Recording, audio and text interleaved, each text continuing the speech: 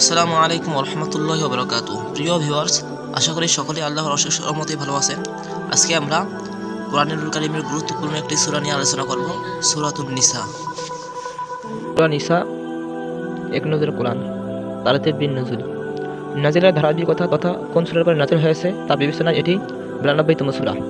এর আগে সূরা মুমতাহিনা ও পরে সূরা জিলজাল নাজিল হয়েছে। তারতিব ফিল মুসহাফ। বর্তমান কোরআন মাজিদের বিন্যাস অনুযায়ী এটি চতুর্থ সূরা। এর আগে আছে সূরা আল ইমরান ও পরে সূরা মাইদা। এক নজরে নিসা চতুর্থ হিজরিতে নাজিল হয়েছে সূরা নিসা। এর আয়াত সংখ্যা 176টি এবং সূরার ক্রমিক নম্বরটা হলো 4। সূরাটি নাজিল হয়েছে মদিনায়। নামের রহস্য: নিসা মানে নারী। এ সূরার অনেকগুলো আয়াতে নারীর অধিকার নিয়ে আলাপ করা হয়েছে, যেমন বিয়ে, মোহরানা, ভরণ পোষণ, ওয়ারিশি, সম্পদে তাদের ভাগ, এতিম নারী সাথে আচরণ ইত্যাদি। সেখান থেকেই সূরার নাম হয়েছে নিসা। এ সূরায় নারীর মর্যাদা ও অধিকার প্রতিষ্ঠার ব্যাপারে বিশেষ জোর দেওয়া হয়েছে। কোরআনে গোটা একটা সূরা নামেই যেখানে দেওয়া আছে নারী, সেখানে ইসলামে নারীর আলোচনা কতটা ব্যাপক, নারীকে কতটা গুরুত্ব চোখে দেখা হয় তা আর বুঝবার বাকি থাকার কথা নয়। মেজর থিম: নারী ও এতিমের অধিকার, বিয়ে ও পারিবারিক জীবন। 2. ওয়ারিশি সম্পদ বন্টন নীতি, বাবা মা ও আত্মীয়দের হক। 3. সমাজে নারী পুরুষের দায়িত্ব বন্টন, সমাজের বিশৃঙ্খলা সৃষ্টি, দায় ও শান্তি। এক নজরে কোরআন সূরার শুরু শেষ সম্পর্ক। সূরা শুরু হয়েছে ন্যায় বিচারের আহ্বান জানাবার মাধ্যমে। বলা হয়েছে, মানুষ, তোমরা তো একই আত্মা থেকে সৃষ্টি হয়েছ, তাই একে অন্যকে ঠকিও না, দায়িত্ববোধ শেখো। আর সূরার একবারে শেষে এসে ওয়ারিশি সম্পদের বন্টন নীতি আলোচনা করা হয়েছে। তার মানে সূরার শুরুতে মানুষকে দেওয়া হয়েছে ন্যায্যতার শিক্ষা, আর শেষ অংশে এসেছে সম্পত্তি ভাগাভাগির সময় সেই শিক্ষা বাস্তবায়নের আদেশ। অন্য সূরার সঙ্গে সম্পর্ক: এ সূরার আগে সূরাটি হলো সূরা আল ইমরান, যার শেষ আয়াতে মুমিনদের উদ্দেশ্যে আল্লাহ তাআলা বলেছেন, আল্লাহর অবাধ্যতা থেকে নিজেকে বাঁচিয়ে রাখো যাতে তোমরা সফল হতে পারো। সূরা নিসার প্রথম আয়াতেও শোনা যায় একই সাবধানবাণী: ও মানুষ, তোমাদের রবের অবাধ্যতার পরিণতি ব্যাপারে সাবধান হও। শানে নজুল: মাদানী যুগের 3য় বছর থেকে নিয়ে 5ম বছরের শুরুর সময়টাতে নাজিল। উহুদ যুদ্ধে 70 জন সাহাবী শহীদ হলেন, তখন তাদের ওয়ারিশি সম্পদ কীভাবে ভাগ হবে তা নিয়ে প্রশ্ন দেখা দিল। আল্লাহ তখন সূরা নিসাতে উত্তরাধিকার সম্পদের বন্টন নীতি জানিয়ে দিলেন। এদিকে ওই 70 জন সাহাবী শহীদ হওয়ায় তাদের সন্তানরা এতিম হয়ে পড়ল। তখন এতিমের সম্পদ রক্ষণাবেক্ষণ হবে কিভাবে, সে বিধানও সূরাতে আল্লাহ জানিয়ে দিলেন। সালাতুল খাউফ তথা যুদ্ধের সময় নামাজ কিভাবে পড়তে হবে সেই বিধানটি আসে জাতুর রিখা যুদ্ধের প্রেক্ষাপটে। এই যুদ্ধটি সংঘটিত হয় হিজরতের 4র্থ বছরে। অন্যদিকে 5ম হিজরির বনুল মুস্তালিক যুদ্ধে পানির অভাব দেখা দিলে তায়াম্মুমের বিধান নাজিল হয়। এই গেল সময়ের প্রেক্ষাপট। এবার আসা যাক নাজিল প্রেক্ষাপটে। নবীদের হাতে তখন 3টি গুরুত্বপূর্ণ কাজ: 1. ইসলামী রাষ্ট্র মদিনার ফাইন্যান্সিয়াল ম্যানেজমেন্ট। এছাড়াও নাগরিকদের সামাজিক আচরণ ঠিক করা, তাদেরকে নৈতিক প্রশিক্ষণ দেওয়া। 2. মক্কার মুশরিকদের আক্রমণ এবং মদিনার ইহুদি ও মুনাফিকদের ষড়যন্ত্র মোকাবিলা করা। ব্যাপক উদ্যমের সঙ্গে দাওয়াতি কাজ চালিয়ে যাওয়া।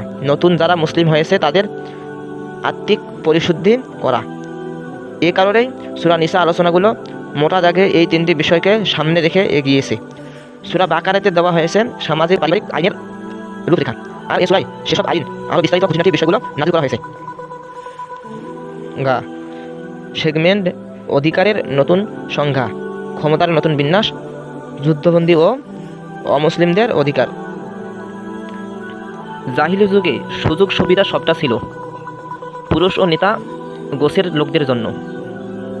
আল্লাহ সেটা ভেঙে দিলেন, নারী, পুরুষ, এতিম এরকম বঞ্চিতদেরকে অধিকারের আলাপে যুক্ত করলেন। ক্ষমতার নতুন বিন্যাস: এতদিন ক্ষমতা মানে ছিল শাসন।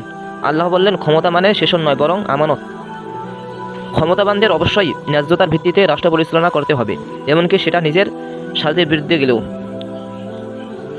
যুদ্ধবন্দী ও অমুসলিমদের অধিকার: মানুষের প্রতি ভালোবাসা এসব জাতিসংঘ নয়, ইসলামেই সবার আগে আমাদেরকে শিখিয়েছে যুদ্ধকালীন পরিস্থিতিতে নারী, শিশু ও বেসামরিক নাগরিকদের প্রতি আচরণ কেমন হবে, যুদ্ধবন্দীদের সাথে আচরণ কেমন হবে। সূরার শেষ ভাগে এসেছে সেসব আলোচনা। ফজিলত, নবী করিম সাল্লাল্লাহু আলাইহি সাল্লাম বলেছেন, যে ব্যক্তি কোরআনের প্রথম 7টি সূরা আঁকড়ে ধরে সে জ্ঞানী।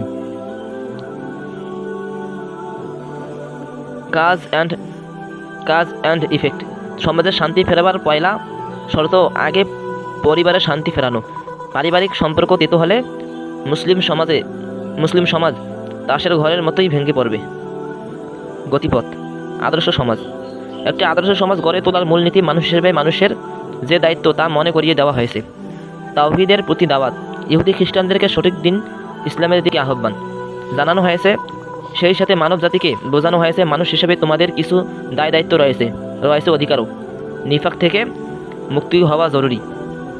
মুনাফিকি ও জিহাদ কখনো একসাথেই চলতে পারে না। মুনাফিক চেনার উপায়ও বদলে দেওয়া হয়েছে, এখানে বদলে হবে।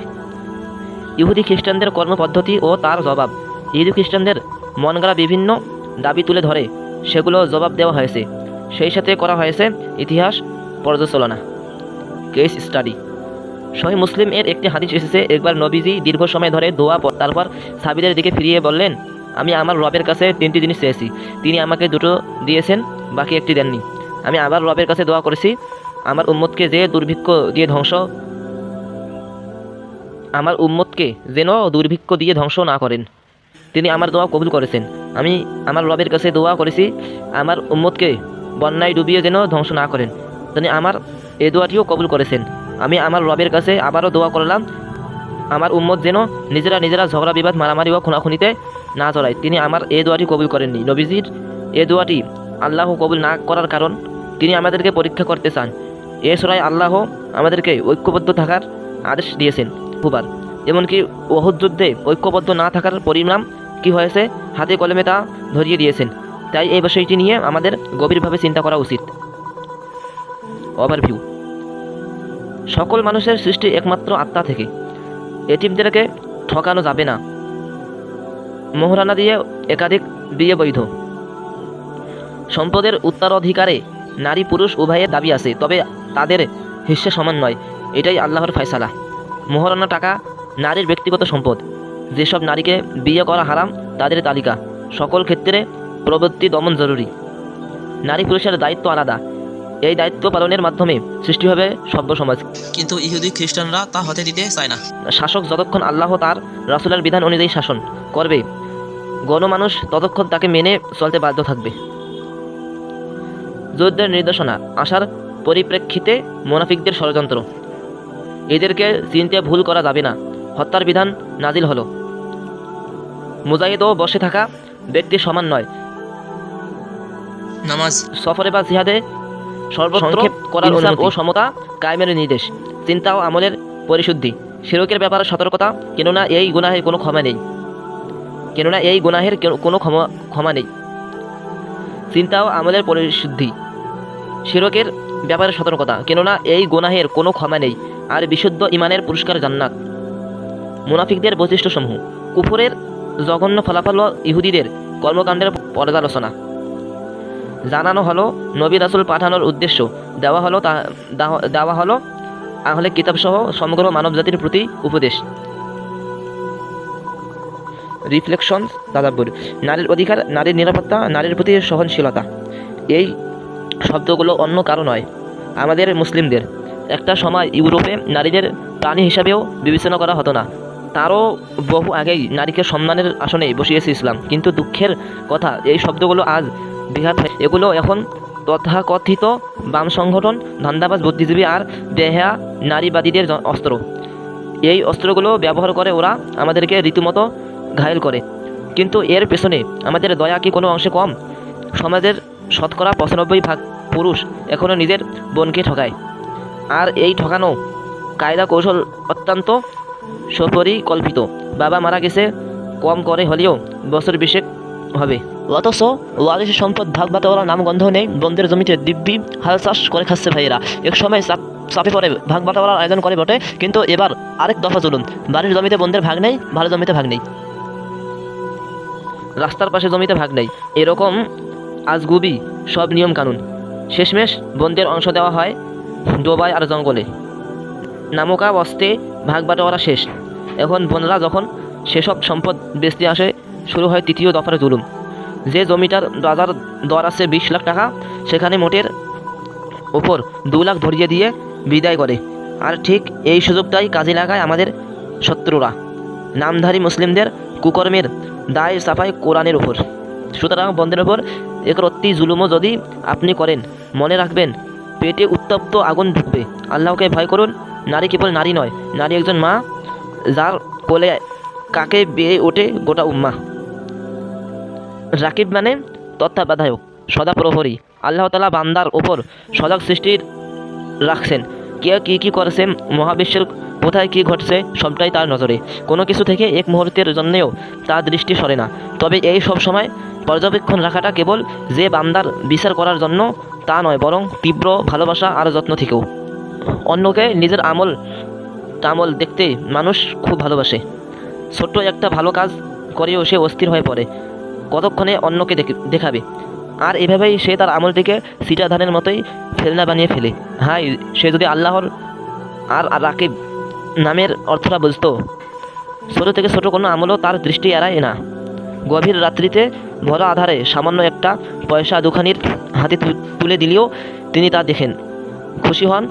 তার এই দেখাটা বুঝে যথেষ্ট নয়, তাকে ডিঙ্গিয়ে কাউকে দেখাতেই হবে,